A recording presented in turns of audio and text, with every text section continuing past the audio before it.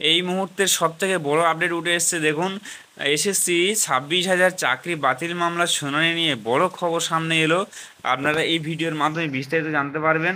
তো এই ধরনের আপডেট পাওয়ার জন্য আপনারা অবশ্যই করে আমার এই চ্যানেলটাকে সাবস্ক্রাইব করে রাখবেন। তো দেখুন কী বলা হয়েছে, সুপ্রিম কোর্টে স্কুল সার্ভিস কমিশনে ডাব্লিউবিএসএসসি 26,000 চাকরি বাতিল মামলা শুনানি নিয়ে বড় খবর সামনে এলো।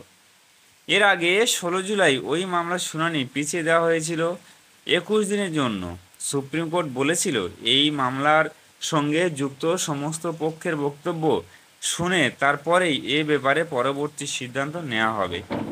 সেই মতো 6 আগস্ট অর্থাৎ মঙ্গলবার মামলাটি শুনানি হওয়ার কথা ছিল, তবে পিছিয়ে যায়। 26,000 চাকরি বাতিল মামলার শুনানি ফের শুনানির তারিখ দেওয়া হলো। তো কবে দেওয়া হলো সেইটা আমি আলোচনা করবো, আপনারা স্কিপ না করে সম্পূর্ণ দেখবেন তাহলে বুঝতে পারবেন।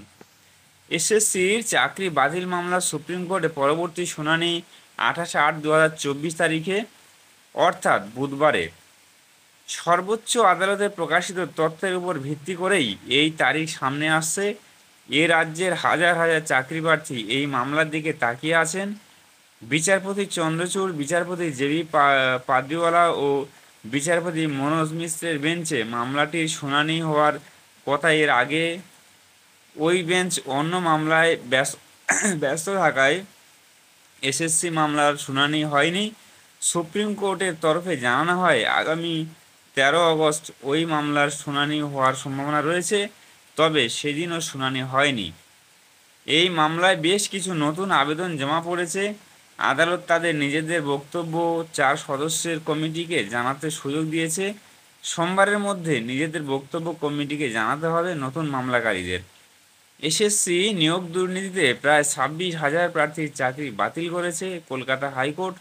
সেই রায়কে চ্যালেঞ্জ করে সুপ্রিম কোর্টে মামলা দায়ের হয়। মামলায় 5 পক্ষকে তাদের বক্তব্য জমা দিতে বলা হয়েছিল। আদালতের নির্দেশ মতো তা জমা পড়েছে, তবে তার বহর 10,269 পাতা। এসএসসির প্রায় 26,000 চাকরি বাতিলের মামলা চলছে সুপ্রিম কোর্টে। আদালত আগেই জানিয়েছিল 5 পক্ষের বক্তব্য শুনবে। এই 5 পক্ষ হলো রাজ্য, এসএসসি, তদন্তকারী সংস্থা, মূল মামলাকারী ও যাদের চাকরি বাতিল নিয়ে বিতর্ক শুরু হয়েছে। এর আগে প্রায় 26,000 চাকরি বাতিলের নির্দেশ দিয়েছিল হাইকোর্ট। সেই নির্দেশকে চ্যালেঞ্জ করে সুপ্রিম কোর্টে মামলা করে রাজ্য সরকার ও এসএসসি।